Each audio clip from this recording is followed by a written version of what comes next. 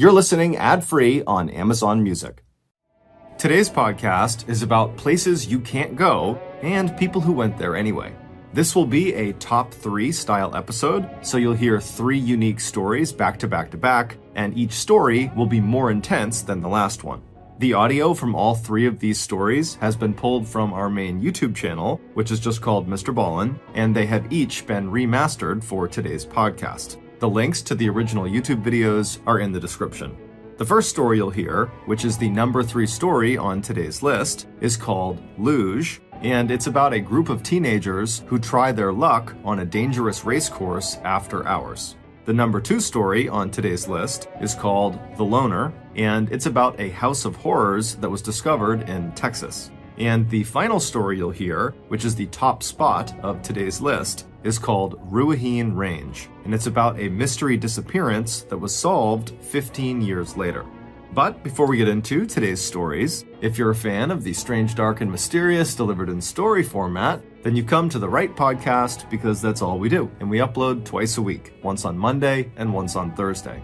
So, if that's of interest to you, the next time the 5-star review button needs a pair of socks, offer to loan them a pair of yours. But make sure they're the kind of socks that immediately slip down under your heel into the shoe as soon as you start walking. Also, please subscribe to the MrBallen podcast wherever you listen to podcasts so you don't miss any of our weekly uploads. Okay, let's get into our first story called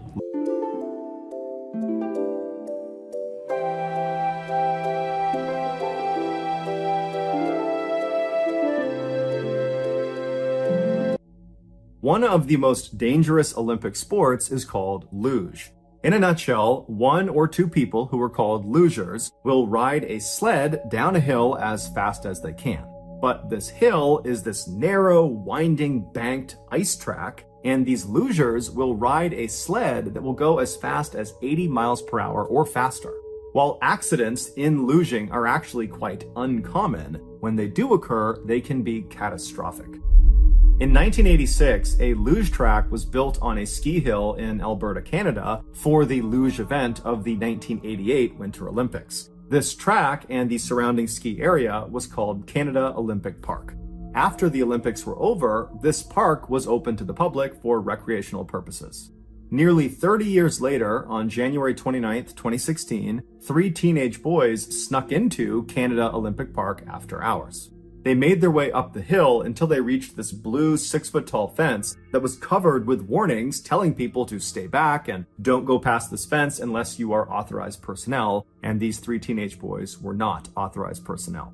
Inside of this 6-foot-tall blue fence was what looked like this tall flight of stairs that led up to what looked almost like a log cabin. And that cabin was the starting house of the luge track. The track literally came out of the cabin and fed down below. The 3 boys, one of which had actually worked at this park the winter before selling tickets, they looked at each other and grinned and then chucked their plastic sleds over this blue fence, and then they climbed up and over themselves. Once on the other side, they each picked up their sled and then made their way up the stairs into the starting house. Once they were inside, they kind of arranged themselves to see who would go first, second, and third. They put their helmets on because they all brought helmets. They strapped on headlamps so they could see the course because there were no lights on the course. And then one by one, they began going down this luge track. But surprisingly, it wasn't that fast. As they went down, they would actually stop and have to use their feet to get going again. But that was because they had these cheap plastic sleds that were not designed for this luge course. What you needed were these specialty sleds with blades on the sides that got you up to full speed. And so after the 3 boys eventually, slowly, painfully made their way all the way down to the bottom of this luge track, they were pretty disappointed, but they thought, okay, well, let's just all get in one sled and we'll go down again, and with the added weight, we should go faster. And so they marched their way back up, all the way up to the top of the starting house, and all 3 of them sat in one sled and they pushed off, and sure enough, they went way faster. They bombed all the way down this track. It was so much fun. They were totally exhilarated, and after doing it a couple more times, they decided, okay, our luck's gonna run out, we're gonna get caught, and so they climbed back over that blue fence and snuck out of the park without getting caught.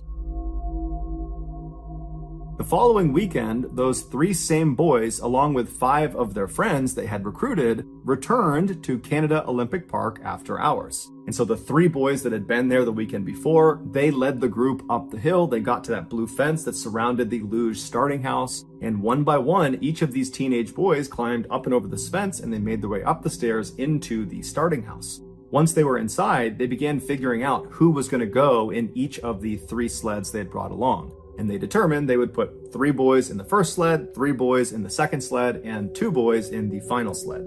Because of how successful the previous weekend's trip down the luge track had been, according to the 3 boys that had gone, this time the group decided they did not need helmets because this was relatively safe. They also decided not to bring headlamps because they figured it would be more exhilarating to go flying down this track in the darkness. And so a little after midnight on February 6th, the first 3 boys climbed into the first sled and pushed off. At first, it was going exactly to plan. It was fun, they were going fast, it was exhilarating, but then disaster struck. Unlike the previous weekend, this weekend, there was a metal chain that had been strung across one of the sections towards the bottom of the luge track. It was there to keep a particular section of the track in place. And so these boys, as they come flying around the corner, they don't see it, and they strike this chain at full speed. Now, this chain was at neck height, and so when it hit them, it instantly decapitated and killed one of the boys. It was a 17-year-old named Evan Caldwell. And so he dies immediately, and the other 2 are thrown from the sled and landed unconscious. Now, back up at the starting house, they have no way of knowing this has happened to the first sled. Not only because they can't see anything, but also because the boys in the first sled are not making any sound. They're either unconscious or deceased. And so at some point, this second group of boys thinks they've waited long enough to account for the first sled to get down and out of the way. And so they load up their sled and they push off. And so they go flying down, it's going great, but just like the first sled, at some point they turn that corner and they hit that chain. But miraculously, the second group of 3 boys, they hit the chain in such a way that they kind of slipped under it. And so they were all thrown from their sled and kind of smashed into the track. But the worst injury of the second sled was just a broken ankle. And so this group, they stand up and they're totally disoriented. It's dark. They don't know what they just ran into. And before they had a chance to kind of collect their thoughts and yell up to the starting house to try to warn the third and final group not to go, it was already too late. All the boys could do in the second sled group was to just get out of the way as the third and final sled carrying the final 2 boys came bombing down, and they too struck that chain at full speed. One of the 2 boys on board this third and final sled was a 17-year-old named Jordan Caldwell, and he too, unfortunately, would be decapitated by the chain and would die instantly. And he was actually the twin brother of Evan Caldwell, the boy on the first sled who had also died. The other boy on the third sled would be thrown from the sled and would suffer grievous injuries as well. One of the survivors of the crash, who was actually on the first sled, his name was Caleb, and he was knocked unconscious from being thrown. When he came to, he was laying in a section of the track that was covered by a tarp, and at first he couldn't see anything, he couldn't hear anything, but he just felt like there was something lodged in his throat, and it was making it very hard to breathe. Most likely that was just from his throat being crushed in from hitting that chain. And so as he's struggling to breathe, his senses began to come back to him, and his sight came back, and he noticed he was laying down, and one of the boys who had been on the second sled was kneeling next to him. This was one of the boys that had not been badly hurt, and he had his hand on Caleb's shoulder, and he was praying for Caleb to survive. And so as Caleb is taking in that someone is praying over him, he notices somewhere else, his hearing is starting to pick up. He can hear someone else, and it would turn out to be a boy named Mark, who was on the first sled, who had been very badly injured. His face was very badly beaten up. He was laying somewhere nearby, and he was just singing this religious song. He was trying to keep spirits high, and he was trying to will people to hold on and to survive as long as they possibly could. And then Caleb remembered hearing someone calling 911, and then he doesn't remember what happened next. When the paramedics ultimately arrived within the hour, they got to the track and they found all of these boys spread out all over the track, because when they hit this chain, they got sent flying. But they discovered the twins were actually laying right next to each other, and none of these surviving boys had moved their bodies. And so even though the grief was just unfathomable amongst this family that had lost their 2 sons, There was some solace in the fact that despite having come down in different sleds, that the twins, Evan and Jordan, were together in their final moments. The 6 survivors of this accident would walk away from it with life-changing head injuries and other medical issues, and they would walk away with an indescribable sense of guilt and regret. But they consider themselves lucky because at least they survived.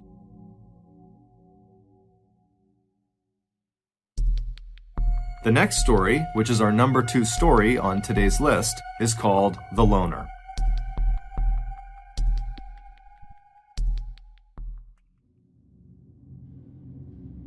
Mary Cerruti had a difficult childhood.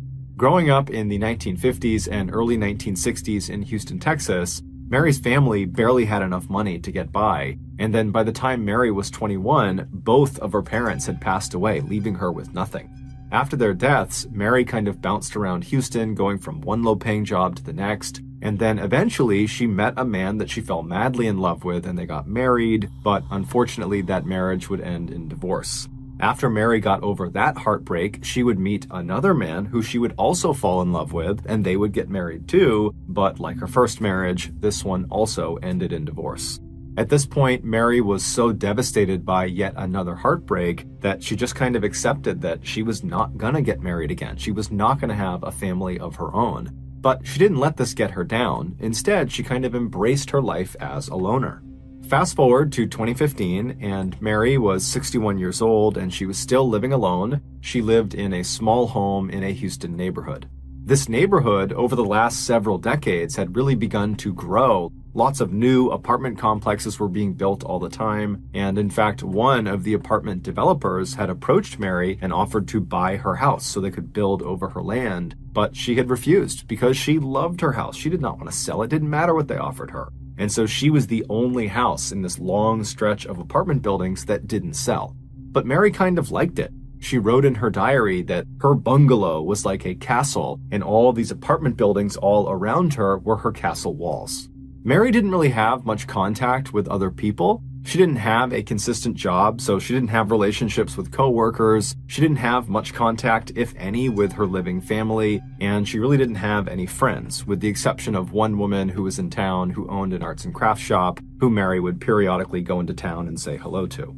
But despite all that, Mary was not lonely. She had lots and lots of cats, and she loved cats. Anytime she saw a stray cat out in the neighborhood, Mary would get the cat food and water, and then eventually would try to coax the cat to come into her house, and then when it did, she would win the cat's trust, and then she would give it a place to live, and she would feed it and take care of it. And so before long, she had dozens of cats living in the house with her. And so these cats kind of became Mary's best friends, and so she rarely left the house, if ever. She mostly just stayed in the house with them. In February of that year, one of Mary's neighbors happened to be walking by her property, and they looked over and they saw a stack of mail had grown on her front porch, indicating that Mary had not opened her door to get her mail. And this neighbor also noticed that while Mary's property did tend to get a little bit overgrown with the trees and the grass, it was exceptionally overgrown, like no one was even trying to take care of it. And so this neighbor was concerned that maybe something had happened to Mary, and so they opened up her fence, they walked across the yard, they went up onto the porch, and they knocked on the front door, but it was silent. And so this neighbor kind of leaned over and looked in the window that was just to the left of the door to see if maybe they could look inside, but there was a curtain drawn across that window, so they couldn't see anything. And so the neighbor tried knocking on the door one more time, but again, met with silence. And so after standing there for a minute, the neighbor left the front porch and walked around to the side of the house to see if maybe they could look in one of those windows, but when they went around to the side, those windows were covered with curtains too. So the neighbor walked back to the front of the property and just stood there looking at the house, wondering what they should do. And something told them that something's off, something's wrong, someone needs to make sure Mary really is okay. Someone needs to get inside of this house. And so the neighbor called the Houston police and explained the situation. A few minutes later, the Houston police arrived and they too went right up onto Mary's porch. They knocked on her door. It was met with silence. And so after that, the police talked to one of the other neighbors and got a key that Mary had apparently given them previously. And the police went back to Mary's front door. They used the key. They unlocked the door. They opened it up. And right away, they were hit with this horrible smell coming from inside the house. The police pushed the door the rest of the way open and they stepped inside and they yelled out for Mary, but it was silent. And then before the police even began walking around looking for her, they looked off to their left and the right inside of the house, and they saw there were all these dead cats all over the ground. And so the Houston police didn't know what happened to Mary, but right away they're thinking, okay, we've seen scenarios like this before where someone who lives alone that no one really checks on dies unexpectedly, and then when they pass away, all of their pets are trapped in the house, they're not getting fed, and so they pass away too. And so the police at this point are fully expecting to find Mary's dead body somewhere in the house, and so they begin walking through the house looking for it. But after searching the house top to bottom, they could not find Mary. And so the police leave Mary's house, and at this point there are people outside gathered because they see the police cars. And so the police grabbed a couple of the neighbors and they asked them, do you know anything about this woman? Did she say anything about where she was going? Did you see her leave at any point? And the consensus amongst the neighbors they spoke to was that Mary basically kept to herself. She did not travel. She didn't go anywhere. She mostly just stayed in her house with her cats. And so it was very unlikely that she would have just abandoned the property and abandoned her cats because she loved them so much. And so the police at this point are thinking, okay, she's got to be in this house somewhere. And so the police called a few more officers to the property, and the group went back inside of Mary's house, and they really looked for Mary, thinking that, maybe she slipped into a closet and that's where she passed away, or, maybe she's just hidden somewhere in the house. And so they really kind of ripped the house apart looking for her. But again, there was just nothing. And so after they finally stopped the search without finding Mary, the police contacted Mary's extended family and they asked them the same questions. Did Mary say anything about a trip she was going to take? Is there any reason she would just abandon her property? And they all would say, look, we don't talk to Mary. We don't know where she went. We have no idea. And so for a little while, the Houston police continued to search for Mary in and around Houston, but eventually, after finding nothing, the search kind of stopped, and they reached out to Mary's family and said, if you hear anything else about what happened to Mary, please let us know. Several months later, Mary's house went into foreclosure because no one was making the payments anymore, and the bank put her house up for auction. And a real estate entrepreneur in Houston bought the house up quickly, and after cleaning it out, he put it on the market to be rented out. And for the next couple of years, several tenants lived in Mary's old house, none of them staying for very long. Then in March of 2017, when the property was vacant, this young couple reached out to the landlord and said they were looking to rent, and they were hoping to potentially stay in this property for 2 or 3 years. The landlord was thrilled, and he sent over a lease for them to sign. And then once the couple had signed the lease and the property was theirs, the husband decided to just go over on his own and walk around the property and see what they would need to buy in terms of furnishings. And so the husband arrives at the property, he goes in the front door, he walks around the first floor, and then at some point he decides he wants to go up into the attic to see how much storage space they have. And so he gets underneath the trapdoor in the ceiling, he grabs the string and he pulls it down, revealing this folded up ladder. He flips down the lower ladder piece and puts it on the ground, and then he began climbing up.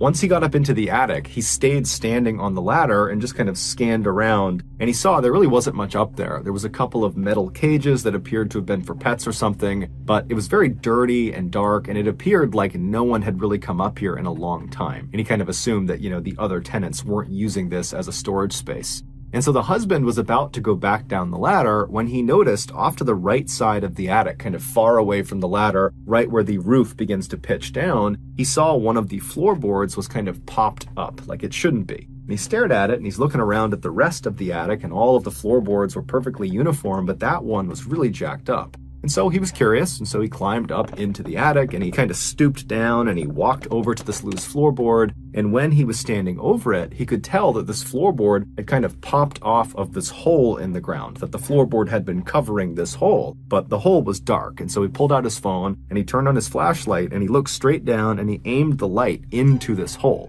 Now, this hole was basically just a gap between two of the walls on the first floor. And so he's shining his light down into this gap, and he sees at the bottom the remains of the woman the Houston police have been looking for the past 2 years, Mary Cerruti.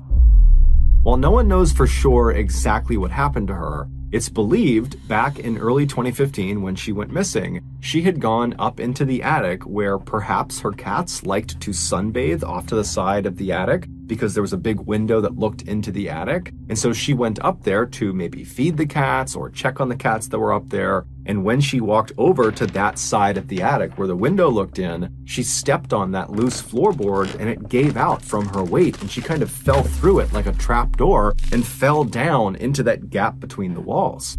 It's unlikely she was hurt from this fall, but when she stood back up again in this kind of narrow space, she would have realized very quickly that there was nowhere for her to go. You can't go left, you can't go right, and you can't get back up into the attic. It was too far up for her to reach, and there was no way for her to kind of use the walls to climb back up because the space she was in was so narrow. I mean, she could barely move. She also didn't have a cell phone on her, so she couldn't call anyone. If she screamed out, no one would have heard her because she was behind several walls of insulation. And because no one ever checked on her, there was no one that was just going to find her trapped in the wall. She was totally on her own. And so trapped in this little space, Mary spent probably a couple of days screaming and trying to get her way out, but nothing worked. And then eventually she passed away. And then unfortunately, all of her cats did too.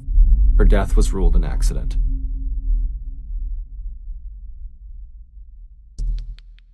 The next and final story, which is the top story of today's list, is called Ruahine Range.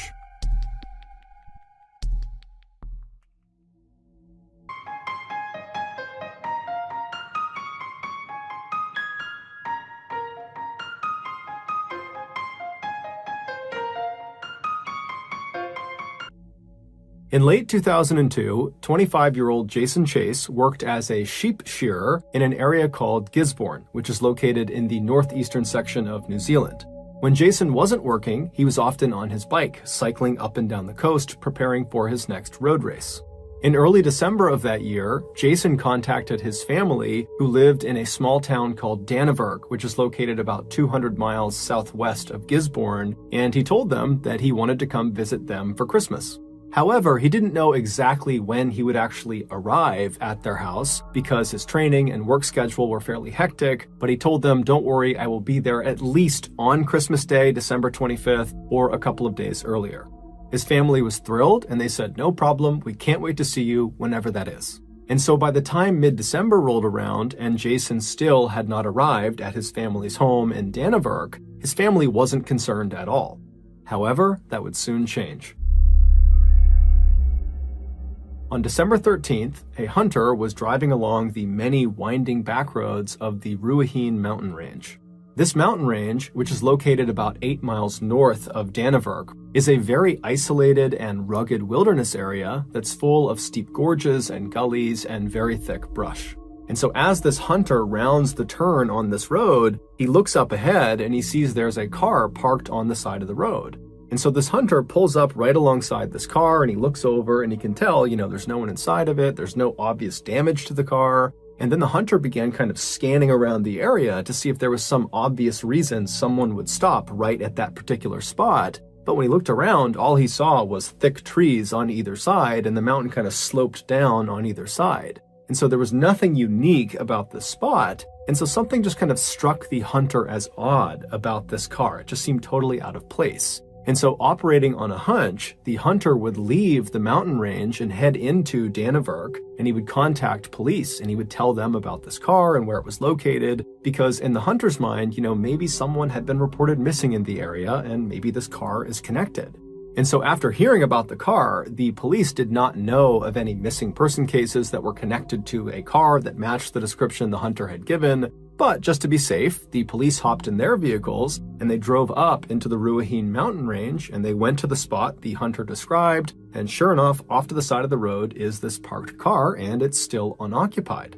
After inspecting the vehicle, the police came to the same conclusion the hunter did, that there was no obvious signs of damage to the car that might have forced someone to abandon it. And then when they looked in the window at the gas gauge, they saw the gauge was full. And so the police kind of wandered around the area, kind of doing an initial search to see if maybe the owner of this car was nearby. But, there was no one there. They're in this very isolated part of this wilderness area. And so the police just took down the license plate of the car and they went back to their station. And when they got there, they ran the license plate number and it turned out the car belonged to Jason Chase. When Jason's family was contacted about, why is Jason's car up in the Ruahine Mountains, where's Jason, his family was pretty surprised. They explained to police that Jason had made plans to come visit them around Christmas time, and so they were expecting him to come this way. And the Ruahine mountain range, it is only 8 miles away from Dannevirke, so in theory, maybe he stopped there on the way to their house, but they told police that just didn't make any sense. So, as a precaution, the police decided to launch a search for Jason.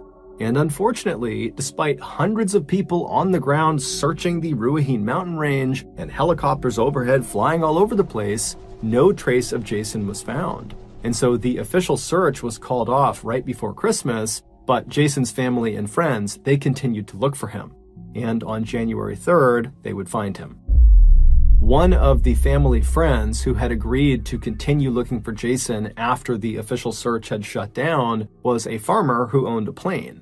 And on January 3rd, as he did one of his passes over the foothills of the Ruahine mountain range, he looked down and he saw this bright red thing that looked totally out of place. And the pilot couldn't tell what it was, and so he took note of its location, and then when he landed, he passed those coordinates off to the ground team. And so the ground team, they made their way over to this location, which was quite far away from where Jason's car had been. And after making their way through some very thick brush and some very steep sections, they eventually walked out to this big open clearing. It was a dry riverbed, and right in front of them, in the middle of it, was the bright red thing.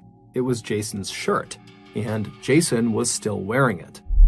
He was found lying on his left side with his legs stretched out. He had on his bright red rugby t-shirt, some khaki shorts on, and he had no shoes or socks on.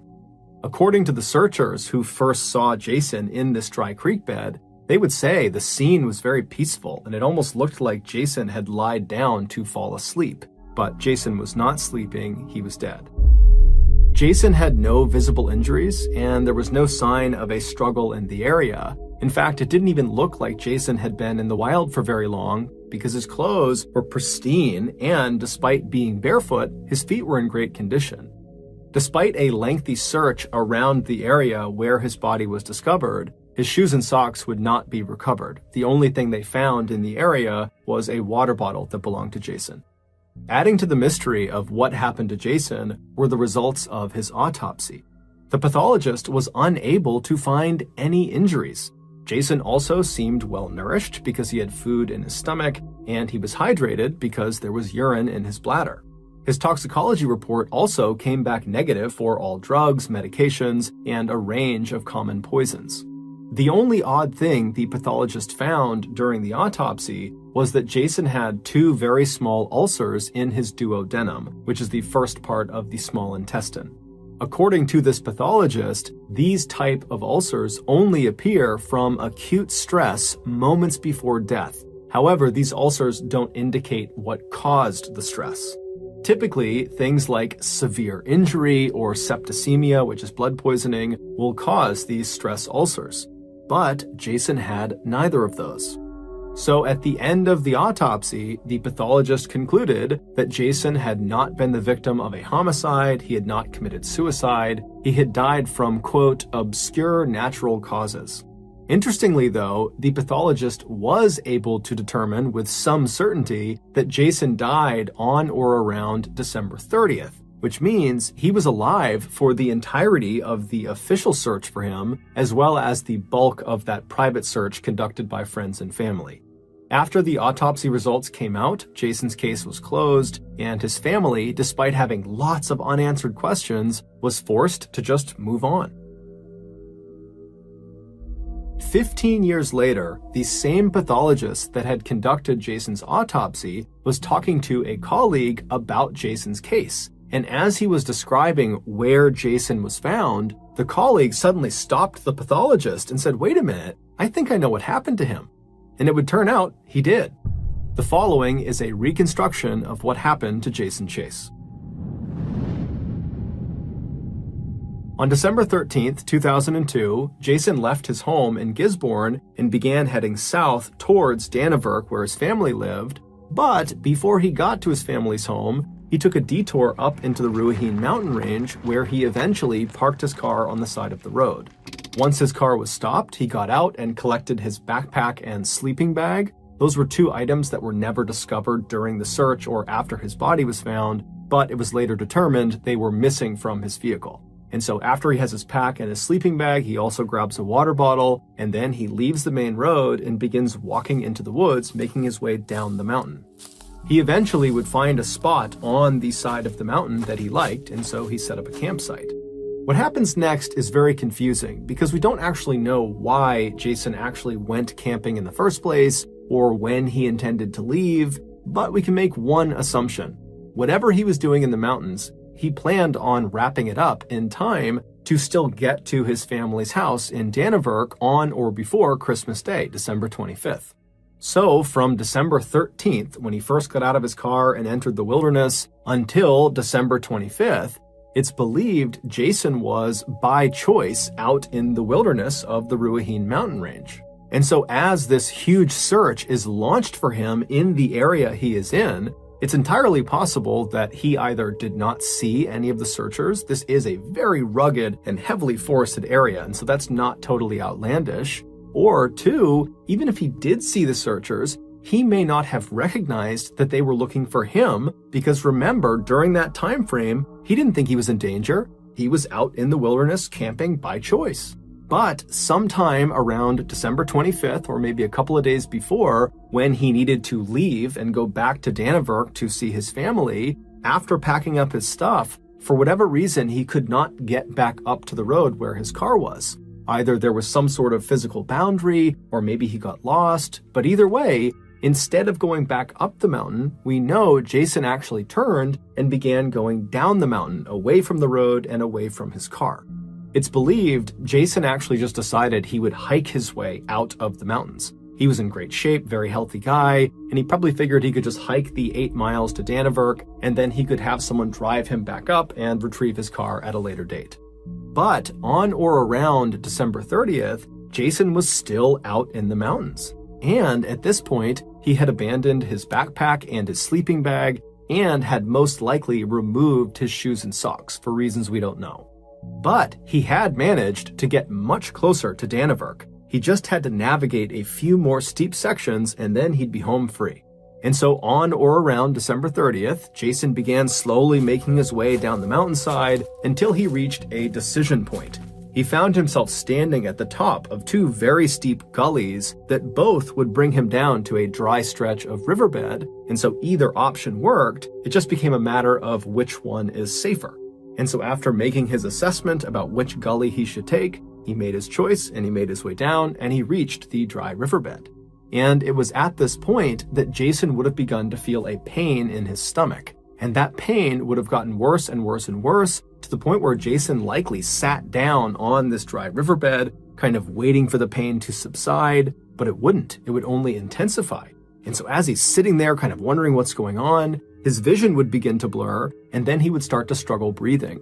And before he could deal with all of these strange symptoms that were coming on really suddenly, he lost the ability to move his body and he slumped over onto his left side, and there he would lay until he died. It would turn out the gully that Jason had chosen to go down when he was standing at the top and he had those 2 choices, the one he chose, that one contained a plant called Urtica ferox. This plant, which is endemic to New Zealand, grows leaves that are covered in little rigid stinging hairs that contain a toxin called trifidin. And trifidin, in high enough doses, not only causes stomach pain and blurred vision and trouble breathing, but it also causes total body paralysis and even death. Jason, who according to friends would have known about the dangers this plant posed, likely just didn't see the cluster of plants when he was assessing which gully to go down. And so it wasn't until he was partway down the gully and was in these plants that he realized his mistake. But when he turned to go back up, it was just too steep. And so he was forced to trudge through these toxic plants. And because he was wearing shorts, his lower legs were exposed and they were stung repeatedly. And so he was dealt a lethal dose. The reason the pathologist was not able to identify this as Jason's cause of death is because the stingers on those plants, they don't leave any marks on the human body, And its poison, trifidin, is so rare that when they sent out that toxicology report, they didn't include it. They did not test for trifidin. And so it wasn't until 15 years later when the pathologist's colleague heard that Jason had been found in the Ruahine Mountains that the colleague said, wait a minute, have you checked for trifidin? Because he knew the Ruahine Mountains were home to clusters of that toxic plant. And so sure enough, they went back to where Jason's body had been found, and lining the gully that he had come down were dozens and dozens of those plants.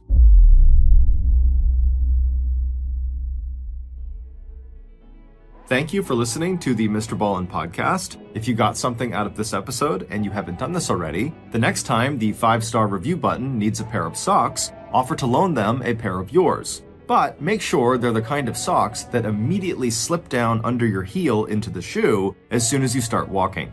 Also, please subscribe to the MrBallen podcast on Amazon Music, because starting November 1st of this year, 2022, our podcast is only going to be available on Amazon Music. However, from now until November 1st, you can still get the podcast on all platforms: YouTube, Spotify, Apple Podcasts, Google, everywhere. This podcast airs every Monday and Thursday morning, but in the meantime, you can always watch one of the hundreds of stories we have posted on our YouTube channel, which is just called MrBallen.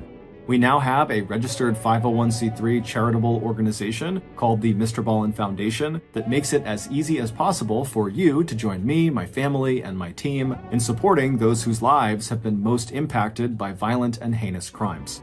Monthly donors to the MrBallen Foundation Honor Them Society will receive free gifts and exclusive invites to special live events. But the real reward is helping to create a new ending to the story for victims of violent crime. Go to MrBallen.Foundation and click Get Involved to join the Honor Them Society today. If you want to get in touch with me, please follow me on any major social media platform and then send me a direct message. My username is just @MrBallen, and I really do read the majority of my DMs. Lastly, we have some really cool merchandise, so head on over to shopmrballen.com to have a look. So that's going to do it. I really appreciate your support. Until next time, see you.